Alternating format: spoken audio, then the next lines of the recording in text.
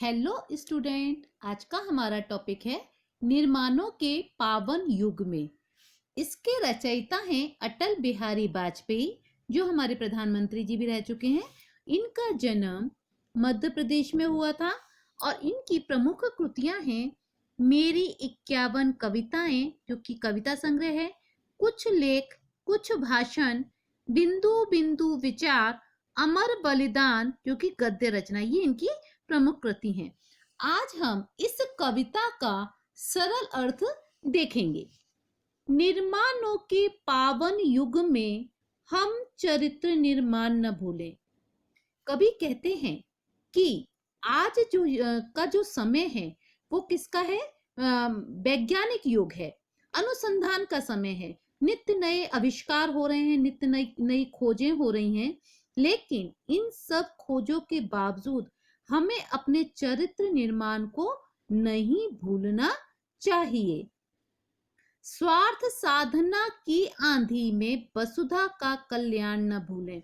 हमें अपने स्वार्थ के वशीभूत होकर अपनी धरती के कल्याण के विषय में नहीं भूलना चाहिए, अर्थात हमें धरती के कल्याण के विषय में विचार करना चाहिए। माना अगाध सिंधु है, संघर्षों का पार नहीं है।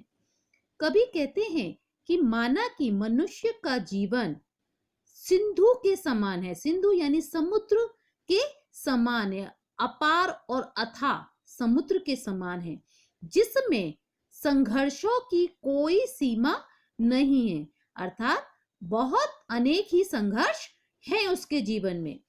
किंतु डूबना मझधारों में साहस को स्वीकार नहीं है।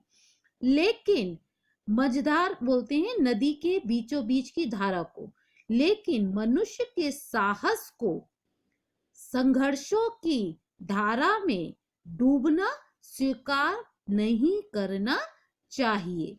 जटिल समस्या सुलझाने को नूतन अनुसंधान न भूलें। समस्या चाहे कितनी भी कठिन क्यों ना हो, जटिल क्यों ना हो, लेकिन उसको सुलझाने के लिए नित्य नई खोज करना नहीं भूलना चाहिए। निर्माणों के पावन युग में हम चरित्र निर्माण न भूलें।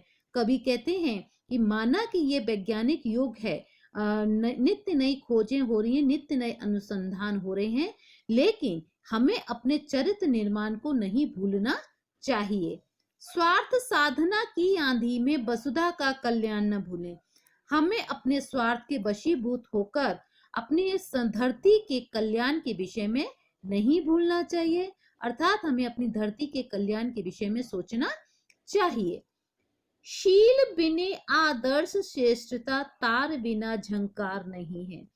जिस प्रकार की, कवि कहते हैं, जिस प्रकार तार के बिना झंकार संभव नहीं है, उसी प्रकार मनुष्य के अंदर शील, विनय, आदर्श, श्रेष्ठता ऐसे गुणों के बिना मनुष्यता संभव नहीं है। शिक्षा क्या सर साध सकेगी यदि नैतिक आधार नहीं है। सच्ची शिक्षा वही है जो नैतिकता पर आधारित हो। सच्ची शिक्षा वही है जो नैतिकता पर आधारित हो।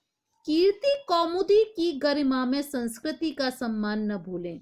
कीर्ति यानी यश, ख्याति, कौमुदी यानी चांदनी, यश ख्याति की गरिमामयी चांदनी में हमें अपनी संस्कृति का सम्मान नहीं भूलना चाहिए। निर्माणों के पावन युग में हम चरित्र निर्माण न भूलें। कवि कहते हैं कि माना कि ये समय, ये युग वैज्ञानिक युग है, नित्य नए अनुसंधान का युग है, नित्य नए प्रयोग आविष्कार हो रहे हैं, नित्य नई खोजें हो रही हैं, लेकिन इन सब के बावजूद हमें अपने चरित्र निर्माण पर भी ध्यान देना चाहिए। हमें उस चरित्र निर्माण को नहीं भूलना चाहिए। स्वार्थ साधना की आंधी में वसुधा का कल्याण न भूलें। हमें अपने स्वार्थ के वशीभूत होकर हमें वसुधा यानी धरती के, अपनी मातृभूमि के कल्याण के विषय में नहीं भूलना चाहिए। हमें उसके कल्याण के विषय में सोचना चाहिए। आविष्कारों की कृतियों में यदि मानव का प्यार नहीं है, कवि कहते हैं कि माना कि नित्य नए आविष्कार हो रहे हैं, लेकिन उन आविष्कारों में, उन कृतियों में यदि मानव का प्यार नहीं है, सृजनहीन विज्ञान व्यर्थ है, प्राणी का उपकार नहीं है। यानी उन आविष्कारों में यदि मानव का प्यार नहीं है, प्राणियों के प्रति उपकार भावना नहीं है, तो ऐसे विज्ञान के आविष्कार व्यर्थ हैं, सृजनहीन हैं। भौतिकता के उत्थानों में जीवन का उत्थान न भूलें। हम भौतिकता यानी हम भौतिकता का तो उत्थान कर रहे हैं, हम अपने जीवन में भौतिकता का तो उत्थान कर रहे हैं, लेकिन उसके साथ साथ हमें जीवन के उत्थान के विषय को भी नहीं भूलना चाहिए।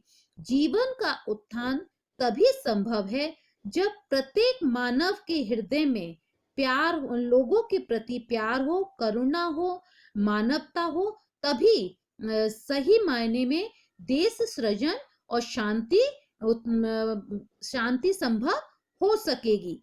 निर्माणों के पावन युग में हम चरित्र निर्माण न भूलें। कवि कहते हैं कि ये जो युग है, निर्माणों का युग है, आविष्कारों का युग है, वैज्ञानिक युग है, हमें इस युग में चरित्र निर्माण को नहीं भूलना चाहिए।